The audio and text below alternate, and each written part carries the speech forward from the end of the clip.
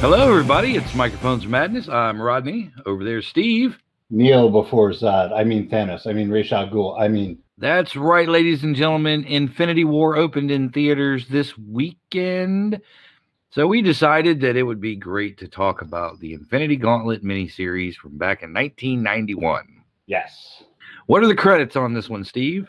Jim Starlin is the writer. George Perez and Ron Lim share penciling duty. Inkers are Joseph Rubinstein, Tom Christopher, Bruce N. Solotov, Mike Witherby. Jack Morelli does the lettering, and I can go on and on, but you don't care about any of that shit besides Jim Starlin, George Perez, and Ron Lim. Yeah. Now, see, it's nice to see a lettering credit because this was still back in the days when comics were hand lettered. And hand colored. It's not like colored by Kamacosmos. So if you have not been living under a rock for the past year, you know the basic premise of the Infinity Gauntlet. A cosmic super villain, I suppose, named Thanos gets his hands on the, how many of them? 5 Infinity Stones? 6. 6 Infinity Stones in the comic. Or are they gems? They're gems in the comic, stones in the Marvel pictures. It doesn't matter. Yeah, they're MacGuffins either way. Right. The power rocks. Yes.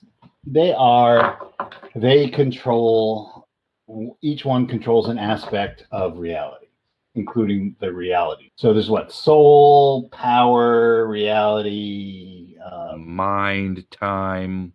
Yeah. And one more. Space. Yes, space, the final.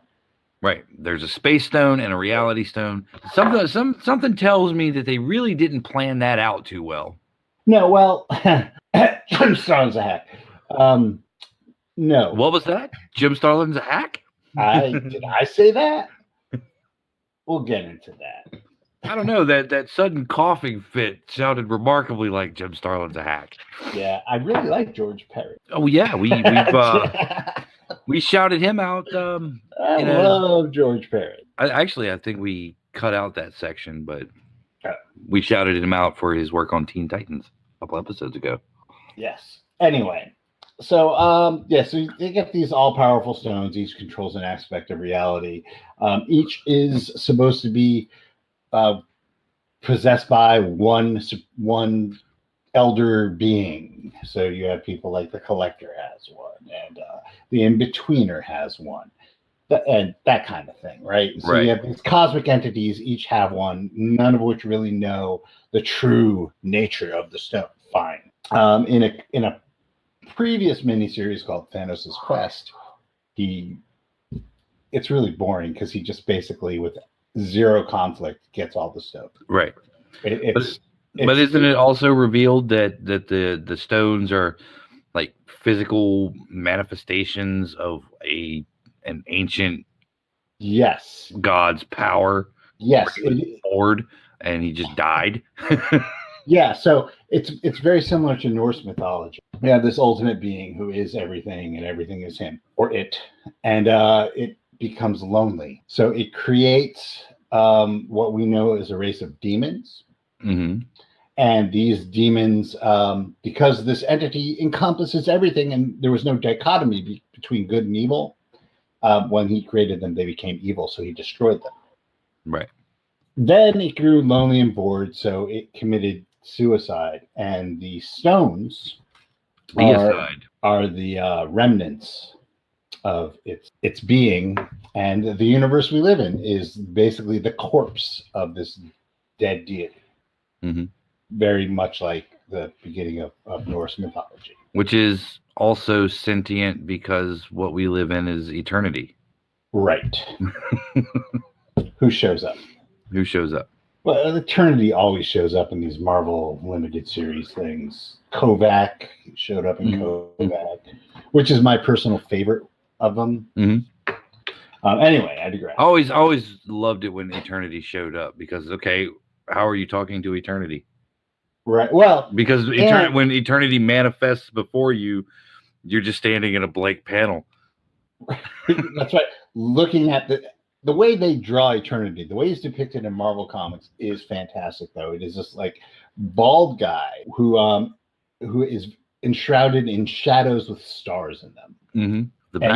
The backdrop of the universe is his body. Yes, so it's really cool how they do that, and it kind of gets across what they're trying to show him as, or it as. Right. I'm saying him, but really these are cosmic entities. They're its. Right. So the premise of the story is that the Silver Surfer races to Earth to warn all of Earth's mightiest heroes. Tagline alert, that Thanos now is a full-fledged god. Yeah, he crashes into Doctor Strange's house. Right. Right through his big window. Mm-hmm. His cool window, the famous window.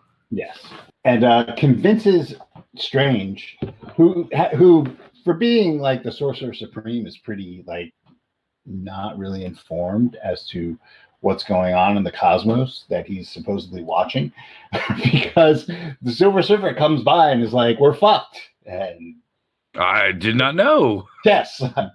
Oh well, I did not know that, and through some mystical connection, Stephen Strange decides to believe the Surfer. It's a connection with Adam Warlock who comes later. Sorry. Mm-hmm. Anyway, you believe the Surfer because the Surfer's the Surfer, and everyone loves the Surfer. And Surfer doesn't show up to warn you unless he's really there to warn you. Yeah, because I mean, the Silver Surfer has the power cosmic. I mean, he can hold his own. Mm-hmm. That's true. He worlds. Right. The Silver Surfer himself is a bit of a godlike being. Well, yeah. I mean, his job before he became a hero was to soften up worlds for Galactus to eat. Right. It's like he was Galactus sous chef. Yeah. That's pretty much it. Now, so Captain America and Doctor Strange starts bringing together Earth's heroes. Yes. And while he's in the process of doing that, Thanos is trying to woo Death. Yeah, we get a little bit of the backstory as to why we even care who has the reins to the universe, because really, on our level, it doesn't really matter. Mm-hmm. Because, you know, meet the new boss, same as the old boss, right? Right. Unfortunately, Thanos, who's actually had this kind of power twice before, we find out, from the Cosmic Cube and some other thing. It might have been 2 Cosmic Cube incidents. All of his life, he has been a follower of Death, who is personified as a woman in I guess both DC and Marvel. Mm-hmm. And he had been dead, and she resurrected him to do one thing, and then she was his.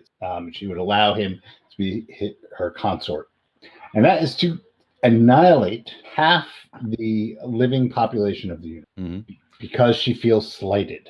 That there are more living people than there have ever been dead people. Right. So she wants to increase her own population size. Right. Over her domain. Right. She wants her due. Not taking into account that everything that lives is going to die, so these people are going to die anyway. Mm-hmm. It's more of an immediate gratification. Yeah, she wants it now. Unfortunately, Thanos has been taking his sweet time, and between the time that he's tasked with this, which happens in Silver Surfer comics, and what's going on here, like a year and a half has passed in reality. Like that's how many issues have gone on between then and now, and half the population of the universe could have died at that time.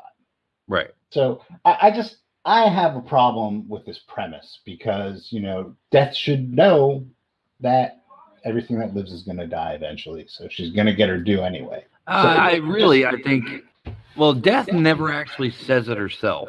She doesn't in Silver Surfer. Well, she doesn't. Her surrogate does. Right. Her surrogate is saying all this stuff. So Death doesn't speak. Right. Never does. Thanos decides to go off and be Thanos and go, ah, yes, look at me. I've got the Infinity Gauntlet. Doesn't it fit my hand perfectly? Yes, it sure And- does. And he spends time having beer with Mephisto and, creating giant stone letters that say God just so he can tear them down. Yes, it's all very existential. But back on Earth, the shit is hitting the fan because the Avengers are familiar with Thanos and what he can do. Yep. Thanos is a Silver Surfer villain, or for all intents and purposes, became a Silver Surfer villain. Right. He started out as an Avengers villain. Right. But at this point, he was revived in Silver Surfer. Mm-hmm. So now you have the cosmic people, Silver Surfer, Doc Strange, and the world-saving people, the Avengers. Are starting to freak out a little bit because, having the Mad God, the Mad Titan as a god is bad. And he does carry out his promise, and half the people in the universe die. They just disappear. They're unpeople. They're gone. They don't slump over and they're dead. They're not there. They just cease to exist. Mary Jane Watson, gone. The entire Fantastic Four, gone. Which is not half the Fantastic Four, just the entire Fantastic Four. I guess they were all redundant. Right. A bunch of X-Men are gone. So you could probably really, by figuring out who is left to partake in this, you can probably figure out who at the time was popular. Mm-hmm. Because you've got your standard stable of characters. Whether or not Doctor Strange was popular at the time, you couldn't really tell the story without him. Yeah, you kind of needed. You didn't really need the Fantastic Four because you had the Silver Surfer. Right. But you have Hulk is still there. Cap is still there. Thor is still there. Mm-hmm. I think that's the Avengers that make it, huh? Let's see. The Avengers that make it. Find the cover here. Right. You get Thor, She-Hulk. No, she's one of the casualties. Oh no, she did. Yeah, she dies. She's in the beginning, but then she dies. Doctor Doom makes it. Of course, Doctor Doom makes it. Doctor Doom's awesome. Here we go. Here's a list of all the dead heroes that do not make it. If you want me to go off, because they are definitely a plethora of who gives a shit. Okay, go for it. Archangel. Yeah, nobody cares. Beast. I like Beast, but I don't think he was very popular. Right, and really, I preferred Beast when he was in the Avengers. Yeah. Black Cat, Black Panther. Mm-hmm. Box. I got nothing. I don't know who the fuck Box is. Dagger, Daredevil, Diamond Lil, Firestar, Guardian, Hawkeye, Hercules, Human Torch, Iceman, Invisible Woman, Makari, Marvel Boy, Marvel Girl, Mr. Fantastic, Night Thrasher, North Star, Power Man, Puck, Quicksilver, Sasquatch, Circe, Shaman, Thing, U.S. Agent, Vindicator, Wasp, Windshield. They killed all the black superheroes in the Marvel universe. Interesting. They killed North Star. They killed. I don't know if he was out at the time. I just don't know that. Anyway, so that's a list of the heroes that will not be appearing in this. Right, and there are many more. That's just, I think, the Avengers roster. Well, that's the Avengers, Fantastic Four, and X-Men. Yeah. Oh, and Alpha Flight. So yeah. And that's your list of Sir not appearing in this film. Yes. And I understand something of this magnitude because it does get big. Mm-hmm. It gets very big. You can't have every single character. That will just bog it down. Right. Even things that did do that, like some of the stuff that Alex Ross was involved in, Marvels and Kingdom Come, felt bogged down at points because you had to get everything in there. Right. Which a few years before, about 5 years before Infinity Gauntlet, we had Crisis on Infinite Earths. Oh yeah. Which was bogged down. Right. It was all the main superheroes on the roster plus multiple incarnations from other Earths of those same heroes. Right. So you had 3 Flashes, 7 Superman. Yeah. Yeah. It gets ridiculous. You have to pare it down. And I know. Speaking of George Perez, didn't he? I think he worked on pencil that as that? well. George Perez has a habit of signing on to these big mega events and then quitting in the middle because they suck. He really does. He doesn't like the direction they go in, so he's just like, fuck it. I'm George Perez. Fuck you. I'm gonna go work on a small title for a while. Yeah. Yeah, so Captain America gets everybody who's around together. Mm-hmm. Meanwhile, Adam Warlock has a plan that he's not bringing anybody in on. Right. Now, here's who the fuck is Adam Warlock? Right. You have to read the Silver Surfer prelude comics to even get a hint of who the fuck Adam Warlock is. So Adam Warlock was this artificial intelligence created on Earth, who the people that created him decided was getting too powerful, and he escaped his bonds and joined up with Thanos, and they were allies for a while and then became enemies. And Thanos killed him, and he was banished to the Soul Stone, mm-hmm. along with Gamora and Pip the Troll, who are this trio that show up, and you're like, who the fuck are these people? Right. Now you have Adam Warlock is kind of a Jesus figure. He's definitely the leader, the savior. He knows Thanos the best, and he has a plan. But for drama, he doesn't tell anybody what the plan is. Right. And the plan is very Machiavellian. Right. So his plan is a twofold level of attack. He assembles all of Earth's heroes, and he only picks heroes from Earth primarily. Mm-hmm. And okay, you guys are going to do a frontal assault. Meanwhile, he's like, I'll be right back. I gotta go talk. I gotta go see a man about a horse. Right. And he goes and assembles a majority of the cosmic beings of the Marvel universe, all the ones everybody knows. Right. Eternity, Galactus, the Celestials. Right. The remaining Celestials. Chaos and Order, the In-Betweener. Love and Hate. Game Master. All these guys. Aeon. Yeah. And Quasar, which, as you know, I'm like, who the fuck is Quasar, and why the fuck is he in this book? Yeah, Quasar is a Captain Marvel replacement. Yeah, he had his own series at this point. Mm-hmm. So, yay, Quasar! Mm-hmm. Oh, team. He also singles out the Hulk, who is at this point Smart Hulk, right? Not Gray Hulk, Smart Hulk, but not the Fixer Hulk, but Smart Hulk. It's like Banner's intelligence and Hulk's personality. Right. Yeah. And personality. He's a little bit more. But his fashion sense is stuck in the 70s. Yeah. There are these great Marvel Comics presents or Wolverine, I can't remember which, where Wolverine's in Madripoor and the Hulk is in Madripoor and Wolverine just keeps on fucking with him. Mm-hmm. It's great. Anyway, that's beside the point. He pulls aside Wolverine and the Hulk, and he's like, look, this is going to get hairy, and you guys are the best at what you do, blah, blah, blah. If you get a kill shot, take it. Right.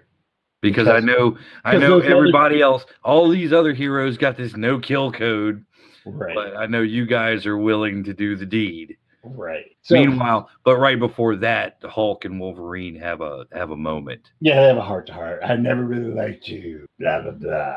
I never really liked you, but I respect you. Yeah, that's definitely one of those. We know each other better than most. We scrapped a few times. Yes, and one was it She-Hulk who freaks out? One of them freaks out when they're in the same room. They're like, "Oh my god, the Hulk!" Oh yeah, Don't get those two together! Oh my god! Right, and the Hulk's drinking, and he's like, "We tried calling the Hulk, but he's pissed off." Because he got kicked out of the Avengers. And Captain America's like, well, if he wants to come help with this, he could be back in the Avengers. Right. It's almost, but not quite that. No. I like you better than Banner. You're the one that like. Banner's all like, ooh, I'm smart. Almost, but not quite. So Warlock has this plan, and the plan Nobody can figure it out. But we get everybody there. I mean, even Cloak shows up. Yeah. And he's like, I don't even know why I'm here. He's just missing Dagger. Right. We do get that spectacular cameo from Moon Knight. Yeah, what the fuck was that? Where Moon Knight is looking out over the city and as it burns. Burning, and he's like, I just saved the city from burning. Why is it burning? I'm so powerless. And that's the last time you see Moon Knight. Yeah. Period. Yeah. There you go. And then, Cloak kind of has the same, I don't know why I'm here, and Spider-Man's just like, go with the flow. This happens to me all the time. Just do what you're good at. You'll be cool. And it's true, because Spider-Man gets pulled into all this shit all the time. Well, he does, because he's popular. Spider-Man is always popular. He's always been like Marvel's cash cow. So, yeah, Spider-Man's going to be there. Yeah, a lot of people don't realize this, is that the Avengers are really the second-tier group of heroes. That's true. They always have been. Mm-hmm. I mean, until like recently, when the Avengers are like everything. Yeah, until Marvel Cinematic Universe, it was always the second tier heroes. And when those heroes became popular, like when Iron Man got his own series outside of Tales of Suspense and all that, they left the Avengers. They switched the roster up, and and you got Captain America leading Quicksilver, the Scarlet Witch, and fucking Hawkeye, who was a villain until that point. Right. Hawkeye is also, not appearing in this comic. Yeah, he was. I like Hawkeye. Well, I like 80s, 90s Hawkeye. Right. So the heroes, they're waiting around until the appointed time. Adam Warlock's running around doing his thing. And meanwhile, Thanos is still, I've done everything she's asked. Why won't she pay attention to me? Yeah, I am involuntarily celibate. Yeah, Thanos is definitely ready to run a van into some people because he ain't getting laid. And so what does he do? He snaps his fingers and creates Lady Thanos. Yeah. Essentially the perfect woman for him, which is a female version of him. Right. Buff. Except she doesn't have chin wrinkles. She doesn't have the Skrull chin wrinkle thing happening. Yeah. She actually, I doubt it is on purpose, but she does kind of look a little bit like Nebula. Yeah, she does. Speaking of Nebula, he thinks that Death would get a kick out of him raising his deceased daughter from the dead, leaving her as a shambling walking corpse. Yes. Now, this actually happened in the Silver Surfer comic. Mm-hmm. So the backstory on that is Nebula, when Thanos died, Nebula took over his space pirate fleet. Mm-hmm. And she was clean shit. When he comes back, he kills her. He sets her on fire. And one of her crew, who's loyal to her, after the ship's fire control system puts her out, fire suppressant system puts her out, saves her and keeps her alive until Thanos discovers it, kills him, and then decides that she's great as a work of art. I'm assuming that this was written 2 or 3 years after Batman came out, the movie. Mm-hmm. I think there's a lot of Jack Nicholson's Joker in that movie. Yeah. Anyway, he thinks that this is going to impress Death because, she's liminal. She's between life and death and it's grotesque. But nope, she's still giving him the cold shoulder. Mm-hmm. And here's Mephisto. And Mephisto's always great in everything because he never directly confronts anyone. Mephisto's like the true hero of this. Mephisto is one of those devils that was created at the beginning. Mm-hmm. And he is Marvel's version of, quote unquote, the devil. Yeah, he's a Mephistopheles kind of, the Mephisto. He takes on like the Grima Wormtongue to Saruman. Mm-hmm. He's like the flatterer, and he subtly manipulates Thanos like in a very like Iago-ish kind of way. Mm-hmm. He's always saying, well, perhaps she just doesn't understand where your motivations are coming from. You haven't actually done what you set out you were going to do. And his whole plan is to grab the Infinity Gauntlet for himself. Right. But because everyone knows who's dealt with Thanos that his ego always ends up defeating him. yes, that is Adam That's the crux of Adam Warlock's plan. Mm-hmm. It's also the crux of Mephisto's plan. Yes. So there are many flaws in this, but Mephisto is certainly not one of them. I like Mephisto a lot. Yeah. So while he's trying to entertain Death, while he's trying to woo her with his how despicable he is, how evil he is, Mephisto's just there the entire time. Right. But that's the interesting thing about this is that Thanos sees death as being the ultimate evil. Yes. And death is not evil. Death is just death. Death is just a fact of life.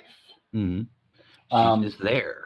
The thing is that this death comes across as evil because she manifests herself sometimes as a cloaked skull, this skeletal figure, or a human female with a skull head. And she looks the part. She looks evil, and there's definitely, you gotta admit, there's this gothic feel to the character. Whereas you look at DC's Death, who very similar concept.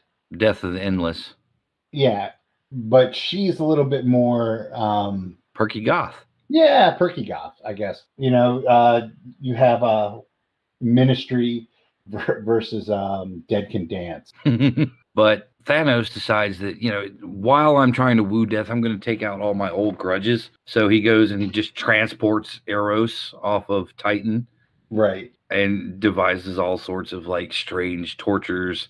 Yeah, he tortures his family and shit. It's very similar to the downfall of Doom in Secret Wars.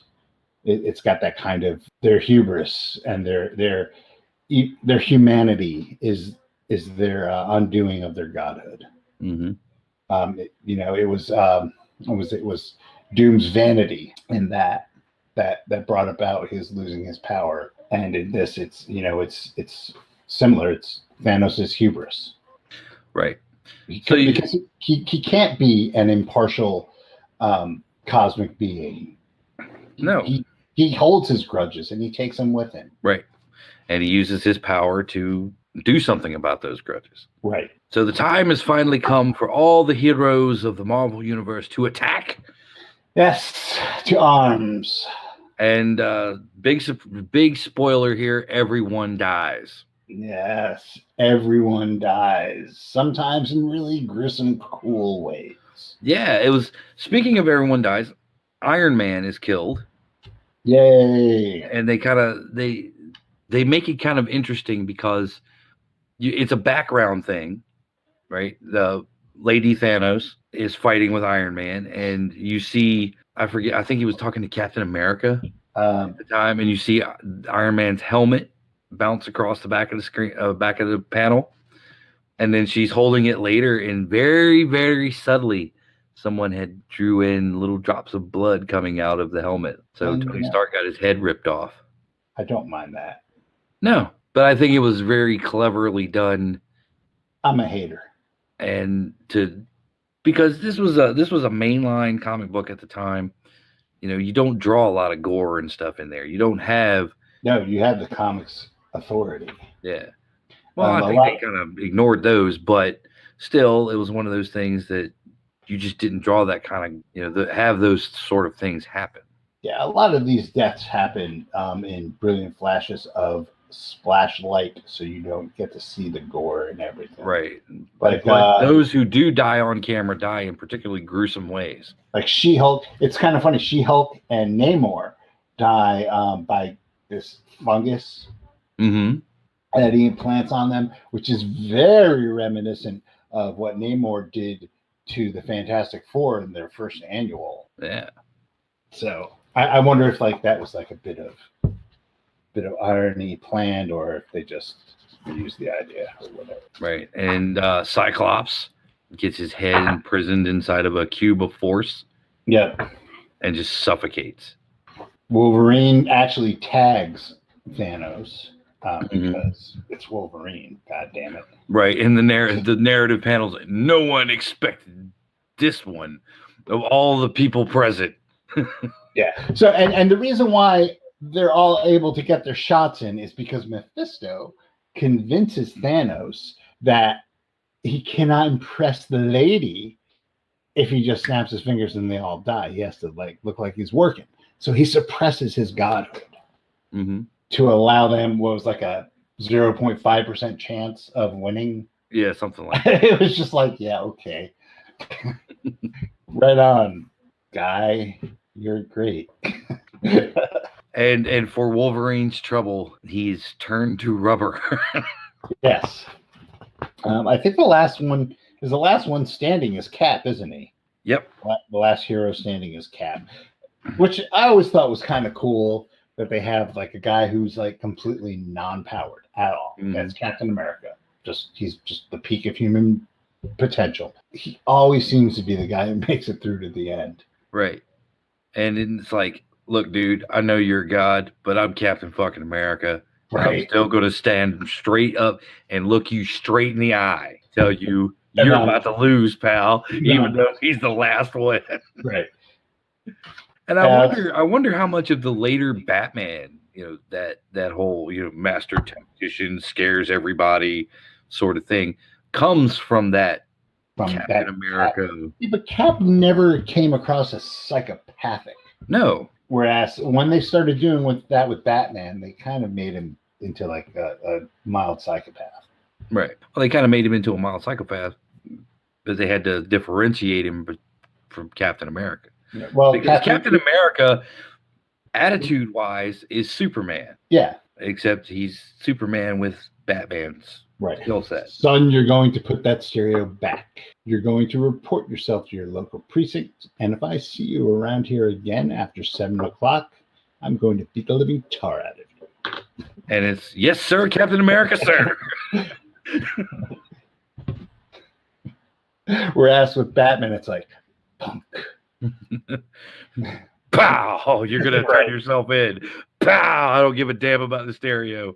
Pow! Don't show your face in my town again. And then if it was like the early 80s, the guy might get a job with the Wayne Foundation. But not past Frank Miller.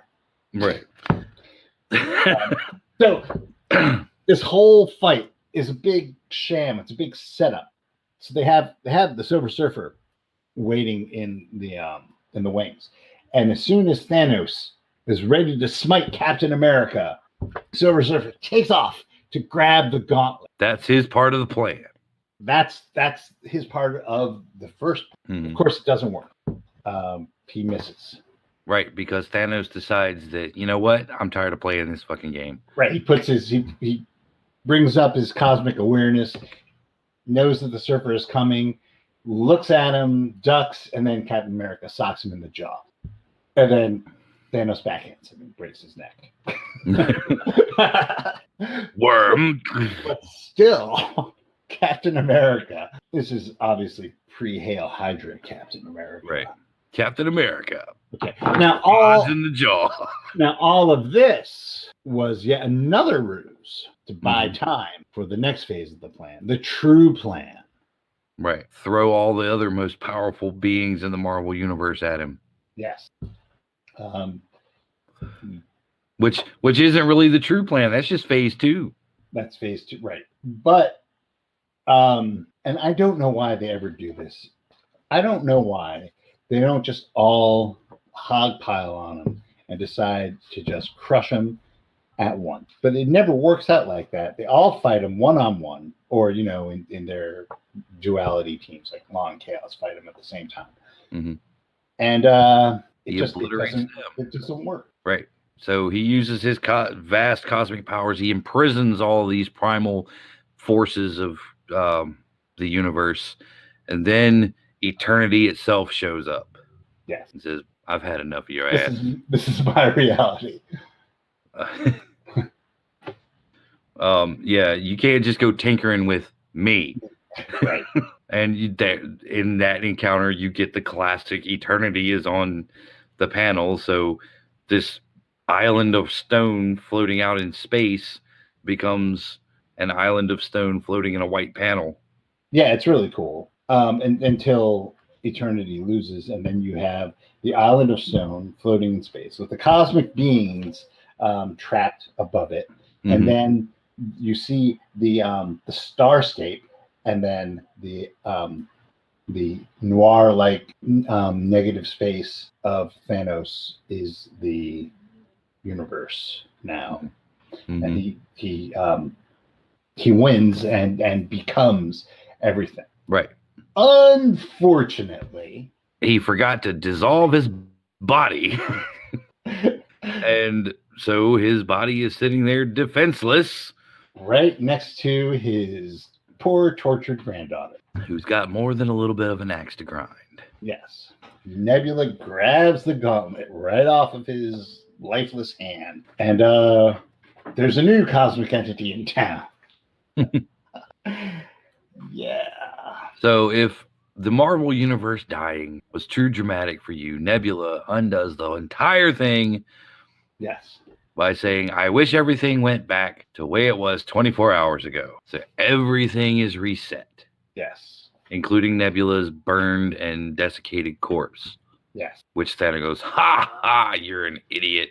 It's like, no, even a desiccated corpse could think our way out of that one. Yeah. it's definitely, that was the time to just grab it back instead of say, I'm gonna grab it back. But yeah, so here we find out where this is. Thanos does it all the time. He sabotages his own success, which we can relate to that. Right. But now it's 24 hours earlier, and the only difference between then and now is Nebula's got supreme power. Right. Which is worse for some reason, because Nebula's not as disciplined as Thanos was. And but that lack of discipline is exactly what Adam Warlock was planning on. Yes. And Mephisto, because they both thought Mephisto thought he would be able to get the gauntlet away from Nebula. Yes. But Warlock knew that getting it in the hands of someone who was less disciplined and less attuned to this sort of power was the best chance everybody had. So we get another battle royal. Right. But this time we have Thanos on the side of the angels. Right. It's like your only chance to not fall victim to her wrath is join with us. Yep. And you know, it's one of those I may be crazy, but I'm not insane moments. Or I may be insane, but I'm not crazy. Right. Because he knows that you don't come back from having tortured somebody and not granted them the death that they so longed for. Once you do that to somebody, you're pretty much in their sights. And they're not going to rest until they have their revenge. And now, once she figures it out, she can end your existence with a thought. Yes. So, time to go to work. And they do. And they end up defeating her quicker than they did him. Because she's confused. Yes. But Adam Warlock ends up with the Infinity Gauntlet, which was the long-term plan the entire time. And it's funny because at the end, he's basically asked, well, what's the difference between you having it or Thanos having it? And he goes, well, it's the devil you know, more or less. What's the difference between anybody having it? All of a sudden, he became very philosophical.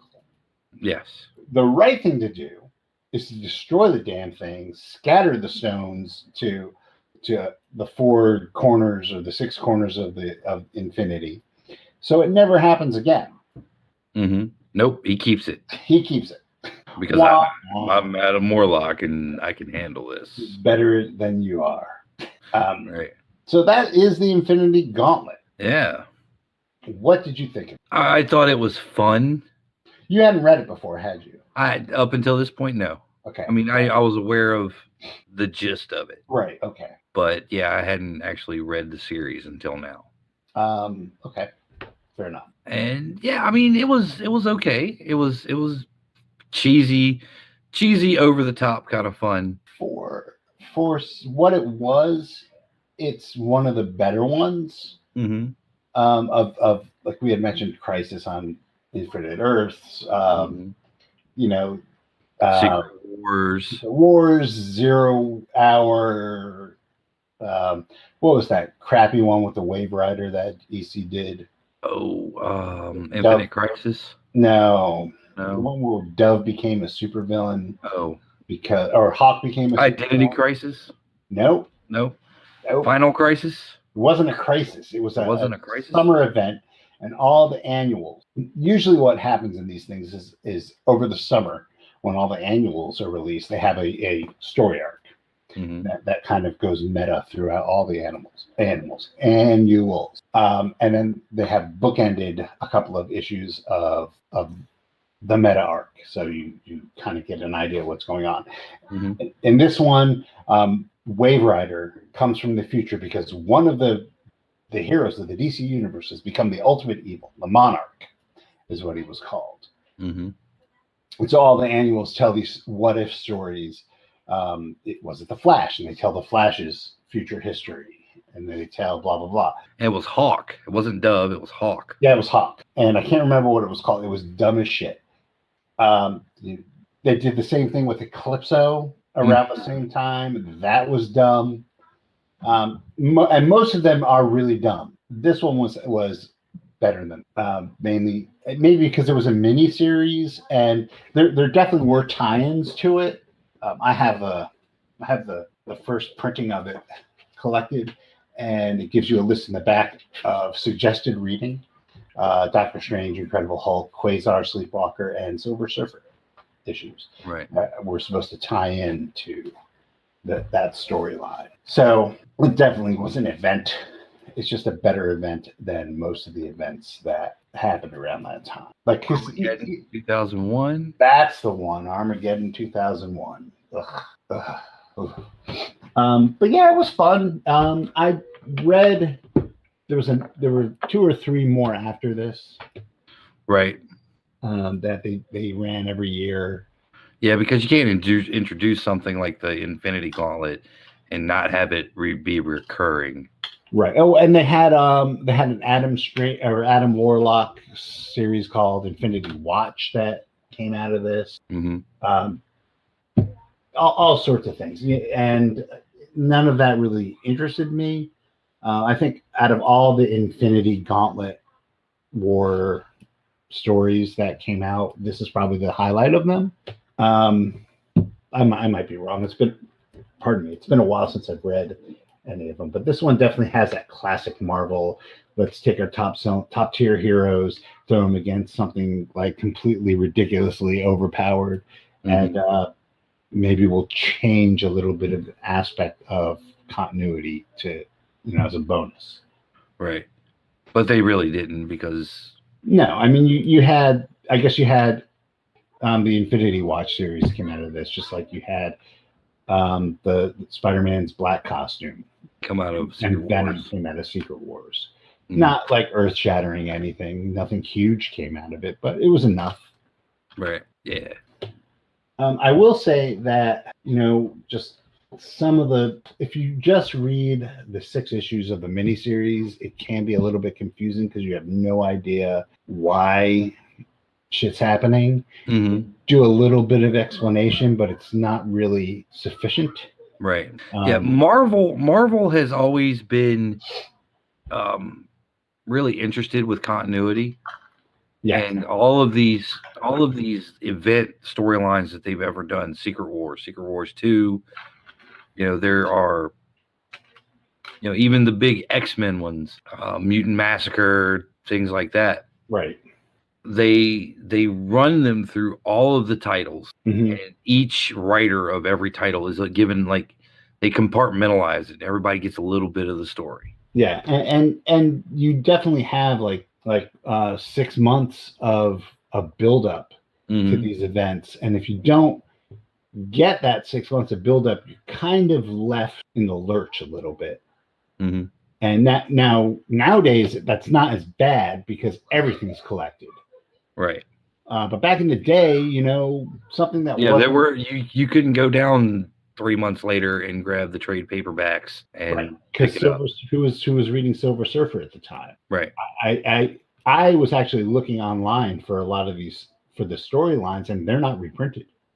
Mm-hmm. Not the ones that matter to the Infinity Gauntlet. They're not reprinted. Why? Because who cares? Nobody cared. I'm sure they'll get reprinted now that the movie's out. But right, they'll have a big omnibus of the Infinity Saga. Right, but I mean, up until then, when that happens, it's hard to get the source material. Mm-hmm. But it's also the same type of practice that Marvel Pictures was doing throughout the Marvel Cinematic Universe. Each film was adding more and adding more and adding more. Right. And to get to Infinity War, you really had to watch the other 13 films. Actually, don't you just have to watch the end credit? Sometimes scenes to get through it. Well, I mean, you had the Thor films. The second Thor film was all about the Reality Stone. Okay, that's and you had the first Captain America film had the Tesseract, the Power Gem. Right. Well, wasn't that Avengers? Didn't that also have that in there? Yeah. And Guardians had one of them. The Power Stone. Yeah. Oh, was that still the Power Stone? Yeah, that was the Power Stone, the purple one. Okay, so we accounted for all of these in Marvel films? I believe the only one, not having seen Infinity War, I believe the only one unaccounted for up until this point, up until the release of Infinity War, was the Soul Stone. Okay, which is what about Guardians of the Galaxy 2? Nope. No, not the end, not in the post credits or anything like that. Guardians of the Galaxy 2 because they had delved more into the they had the cocoon, which is supposed to be Adam Warlock, I'm guessing. Yeah, but they didn't say anything about Soul Stones or anything like that. They did the Celestials arc with Ego the Living Planet being Star-Lord's dad, right, rather than Jason of Spartax, right, which is what you would like to believe in the first movie, right?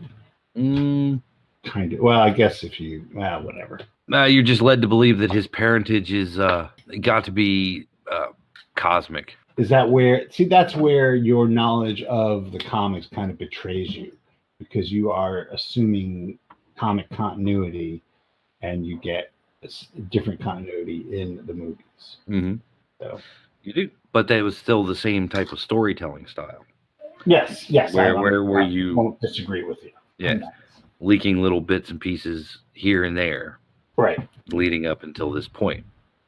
Yeah. And because there were no introductions for any of the characters. No, not at all. And if you hadn't been reading Silver Surfer from the year prior, you're like, who?